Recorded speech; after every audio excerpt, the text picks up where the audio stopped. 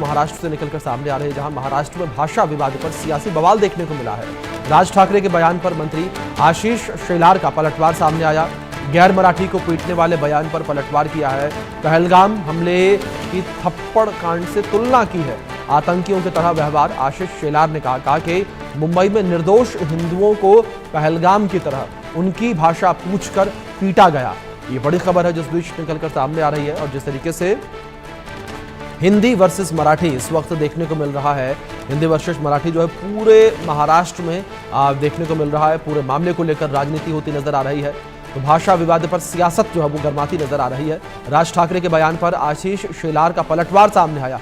कहा कि गैर मराठी को पीटने वाले बयान पर पलटवार किया। आपको सुनवाते हैं किस तरीके से आशीष शेलार का यह बयान सामने आया। देखिए, सब जो घटना है ना, मन को वेदना, पीड़ा, उद्विग्नता देने वाली है। यह सभी घटना जो दिखती है, पहलगाम में उन लोगों ने किसी का धर्म पूछकर उसको गोली मार दी। हिंदू है, गोली मार दो। और यहां पर इन्होंने निष्पाप हिंदुओं को कौन सी भाषा में आप पढ़ते हो या बोलते हो, उसके ऊपर मारपीट की। तो दूसरी ओर उद्धव की पार्टी ने कहा है कि ठाकरे बंधुओं के एक साथ आने से आशीष शेलार की मानसिक स्थिति बिगड़ गई है और आशीष शेलार का इलाज करवाना चाहिए। मराठी मानुष की तुलना आतंकवादियों के साथ दिखाता है कि आशीष शेलार के और बीजेपी के पैर की जमीन खिसक चुकी है। बीजेपी चुनावी हिंदू है और हम जनजाति हिंदू हैं। भाजपा हिंदुत्व का पाठ पढ़ाना बंद करे। महाराष्ट्र के भाजपा के वरिष्ठ नेता और मंत्री आशीष शेलार जी कह रहे हैं कि हम बहुत व्यथित हैं, हम दुखी हैं। क्यों दुखी हैं जानते हैं? कह रहे हैं कि जैसे पहलगाम में आतंकवादियों ने हिंदू पूछकर मार दिया, धर्म पूछकर मार दिया, वैसी महाराष्ट्र में कुछ पार्टियां भाषा पूछकर मार रही हैं। सोचिए कि इनकी मानसिक स्थिति कितनी बिगड़ गई। आशीष शेलार जी आबिटकर करके मंत्री हैं, स्वास्थ्य मंत्री, हम उनसे अपील करेंगे, आप आशीष शेलार जी जो दुखी हैं, उनकी मानसिक स्थिति जो गड़बड़ हो गई है, उसकी आप सही से जांच करवाएं, देखभाल करवाएं, क्योंकि अच्छे इंसान है आशीष शेलार जी, लेकिन बहकी सी बातें कर रहे हैं। और बहकी सी बातें करने के पीछे तो कारण भी बड़ा होना चाहिए। कारण ये है कि जो दोनों भाई, जो दोनों ठाकरे 20 साल से एक नहीं हो रहे थे, वो अब एक हो गए, एक मंच पर आ गए, मराठी मानुष की बात कर रहे हैं, महाराष्ट्र की अस्मिता की बात कर रहे हैं। अब इसका असर चुनाव पे पड़ेगा, इसका असर महानगर पालिका के चुनाव पर पड़ेगा, आने वाले चुनाव पर पड़ेगा। तो आशीष शेलार जी परेशान है, दुखी हैं, व्यथित हैं, विचलित हैं। तो वो हिंदू होने का नया नाटक लेकर आ गए। अरे आशीष शेलार जी, अगर आप हिंदू हैं तो हम लोग कौन हैं? क्या हम लोग बांग्लादेशी हैं? क्या हम लोग भूटान के हैं? क्या हम लोग अमेरिका से आए? नहीं, इसी हिंदुस्तान के हैं, हिंदू हैं, गर्व से कहते हैं हम हिंदू हैं। हम चुनावी हिंदू नहीं हैं, असली हिंदू हैं, हमेशा हिंदू ही रहेंगे। इस बीच हमारे सहयोगी शाहिद अंसारी जुड़ गए हैं, उनका रुख करेंगे अपडेट्स के लिए। शाहिद, सबसे पहले जानकारी आपसे यहाँ पर यही चाहेंगे, जिस तरीके से लगातार मराठी वर्सेस हिंदी देखने को मिल रहा है, इसको लेकर किस तरीके से एमएनएस और शिवसेना उद्धव गुट रिएक्ट कर रही है, क्योंकि लगातार उनको घेरा जा रहा है, लगातार ये कहा जा रहा है कि निर्दोष लोगों को इस तरीके से पीटना आखिर कहां तक ठीक है? देखिए अभिषेक, जिस तरह से जो है हमेशा से देखिए मनसे के जरिए इस तरह से पीटने की वारदात जो हो रही है, ये उनके लिए बहुत आम सी बात है। बिल्कुल। लेकिन इस बार क्या हुआ है कि मीरा रोड में जो हुआ है, ये पासा पलट गया है या पासा उल्टा हो गया। इस बार देखिए, जिस होटल व्यवसायी को इन्होंने मारा है, उसके बाद से पूरे मीरा रोड में जो है विरोध प्रदर्शन हुए जी। आप देखिए, विरोध प्रदर्शन होने के बाद आशीष शेलार जो बातें कह रहे हैं कि पूछे धर्म पूछ के, अब कहीं ना कहीं इससे जो है ना कम्युनल रंग देने की कोशिश की जा रही है। और इससे पहले आपने देखा है कि नीतीश राणे ने भी कुछ कहा है। उन्होंने भी जो है भिंडी बाजार, नागपाड़ा, भाईखला, इन सारी उन जगहों के बारे में बात की है जो जगह मुस्लिम बाहुल्य क्षेत्र है। अब आशीष शेलार ने जो है इसको जो है पहलगाम से जोड़ा है, लेकिन वो गलतियां नहीं देख रहे हैं, बल्कि कहीं ना कहीं वो भी जो है इसे जो है सियासी चोला पहनाने की कोशिश कर रहे हैं। अब जो भी हुआ है मीरा रोड में, उसके बाद से जो है कहीं ना कहीं जो सियासी बवाल रहा है, वो जो है फैलते गया और इसमें कई लोग जो है इसके विरोध में आए। और आपने देखा होगा कि जिस तरह से नीतीश राणे ने कहा, आशीष शेलार ने कहा, मतलब सिर्फ महाराष्ट्र नवनिर्माण सेना और ये जो मौजूदा शिवसेना, इनके मिल जाने के अलावा किसी ने भी इसको जो है जायज करार नहीं दिया। तो इसलिए जो है जो भी मारपीट या इस तरह की जो भी वारदातें हो रही हैं, इसको लेकर बीजेपी का जो रवैया है वो थोड़ा अलग है इनसे।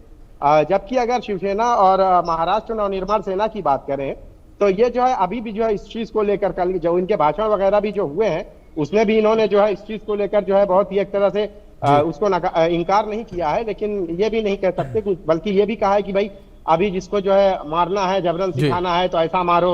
आपने देखा होगा हम गुंडे हैं, तो ये सारी बातें कहीं ना कहीं जो है ना एक तरह से ये साबित करती हैं कि अब जो है हिंदी और मराठी को लेकर, जबरन मराठी को लेकर जो रंगबाजी और जो गुंडागर्दी जो है मनसे या शिवसेना के जरिए होगी, अब वो आने वाले दौर में हो सकता है कि वो विकराल रूप धारण कर ले। जी बिल्कुल बिल्कुल शाहिद, जाहिर तौर पर ये और भी ज्यादा विकराल रूप धारण कर सकती है, लेकिन आप बने रहे हमारे साथ। इस बीच अपने दर्शकों को हम सुनवा देते हैं इस पूरे विवाद पर किस तरीके से बयान जो है वो निकलकर सामने आ रहे हैं। रामदास अठावले ने क्या कुछ कहा पूरे मामले को लेकर, वो सुनिए आप। कि जिस तरह पहलगाम में पाकिस्तान ने, मतलब पाकिस्तान सरकार, पाकिस्तान की आर्मी, इन लोगों ने प्लान करके आतंकवादियों को ट्रेनिंग दिया और कश्मीर में जो शांतता फैली हुई थी, कश्मीर में 370 आर्टिकल हटाने के बाद वहाँ टूरिस्ट की संख्या कम से कम 2.5 करोड़ से ज़्यादा लोग वहाँ गए थे और रोज असंख्य टूरिस्ट वहाँ जा रहे थे। तो पाकिस्तान ने सोचा कि भाई वहाँ जो शांति है तो उसको खत्म करने के लिए और जो टूरिस्ट आ रहे उनको न आए, इसीलिए दहशत निर्माण करने के लिए उन्होंने पहलगाम में टूरिस्ट पर हमला किया था। उसमें 26 हमारे इनोसेंट लोग जो थे उसकी हत्या की थी। तो जिस तरह ब्रिक्स में माननीय प्रधानमंत्री जी ने पहलगाम का मुद्दा उठाया और इसी तरह का आतंकवाद मानवता के लिए ठीक नहीं है, शांति भंग करने की भूमिका हमेशा पाकिस्तान की रहती है। और ब्रिक्स में आए हुए जो अनेक देश के जो नेता थे, प्रधानमंत्री थे, अध्यक्ष थे, उन्होंने मतलब पहलगाम की निंदा की है। तो इसी तरह का आतंकवाद दुनिया में कहीं भी नहीं होना चाहिए। सांस्कृतिक मंत्री है, लेकिन मुझे लगता है उनको बहुत से महाराष्ट्र के संस्कार सीखने पड़ेंगे। महाराष्ट्र में इस प्रकार का कोई हादसा नहीं हुआ है कि जाति पूछकर या भाषा पूछकर मारा है। कुछ लोग ये कहना चाहते हैं कि हम महाराष्ट्र की जो संस्कृति है, मराठी भाषा की संस्कृति, उसको हम नहीं मानेंगे। उसके खिलाफ लोगों का गुस्सा है। ये गुस्सा ये मंत्री को भी आना चाहिए, क्योंकि वो मराठी भाषा का खा रहे हैं। हाँ, ये मराठी भाषा के मंत्री है। महाराष्ट्र में मराठी भाषा नहीं रहेगी तो क्या पाकिस्तान में रहेगी, बांग्लादेश में रहेगी? आप मुझे बताइए। नेपाल में रहेगी? बताइए आप मुझे, कहाँ रहेगी? कि आप मोदी जी गए ब्रिक्स सम्मेलन में, कहा वहां रहेगी? ये सरासर अपमान है किसी भी भाषा का। अगर किसी राज्य में वहां के लोग अपनी भाषा की प्रतिष्ठा के लिए और रक्षा के लिए आंदोलन करते हैं किसी हमारे पूरे देश में, तो उसका तुलना ये मंत्री टेररिस्ट से करते हैं, पहलगाम के टेररिस्ट से करते हैं। मिस्टर शेलार मंत्री है, तो ये सरासर गलत है। और भारतीय जनता पार्टी की मानसिकता क्या है, ये पूरा विवाद इस वक्त देखने को मिल रहा है और बढ़ता चला जा रहा है। शाहिद, अगर दूसरी ओर बात की जाए राज्य सरकार को लेकर, राज्य सरकार किस तरीके से रिएक्ट करती नजर आ रही है? क्योंकि राज्य सरकार के लिए भी यह ऐसी स्थिति है कि वो किस तरफ जाए। राज्य सरकार के लिए जो है, क्योंकि ये जो है दोनों जो है अभी विपक्षी पार्टी है, यानी कि यूबीटी और ये मनसे, तो राज्य सरकार इनकी हर एक्टिविटी को देखिए, शुरू से एक विरोध की जो इनकी भूमिका रही है। हालांकि राज ठाकरे का बीच में जो है ऐसा रहा है कि कुछ जो है सत्ताधारी पक्ष से जो है उनकी कुर्बत रही है, लेकिन जब भाषा विवाद हुआ तो उसके बाद से राज ठाकरे ने भी जो है तेवर आक्रामक कर लिए। उसके बाद आपने देखा होगा कि दादा भूसे समेत कई लोग जो है राज ठाकरे से मुलाकात की है। अब क्योंकि ये जो हुआ है इसको लेकर राज्य सरकार ने पहली बात तो जो भाषा को लेकर जोर जबरदस्ती मारपीट जो की है, राज्य सरकार ने बोला हम किसी भी एंगल से इसे जायज नहीं करार दे सकते। लेकिन हाँ कि मराठी की अस्मिता या मराठी को लेकर जो है जो रवैया है वो रवैया नहीं होना चाहिए। यहाँ पे भी लोगों को जो है रहना होगा, सीखना होगा। हालांकि इससे पहले योगेश कदम का भी एक बयान है कि इस तरह से कैसे लोग कह सकते हैं कि मराठी नहीं सीखेंगे। तो मतलब कि उनका ये कहना था कि हक धर्मी वाला या ढिठाई वाला रवैया तो यहाँ बर्दाश्त नहीं होगा, यहाँ रहना है तो मराठी। बिल्कुल जाहिर तौर पर शाहिद, पूरा मामला जो है वो उस वक्त तूल पकड़ता नजर आ रहा है महाराष्ट्र के अंदर। आप बने रहे मेरे साथ, एक बड़ी खबर निकलकर सामने आ रही है, उसका रुख कर लेते हैं।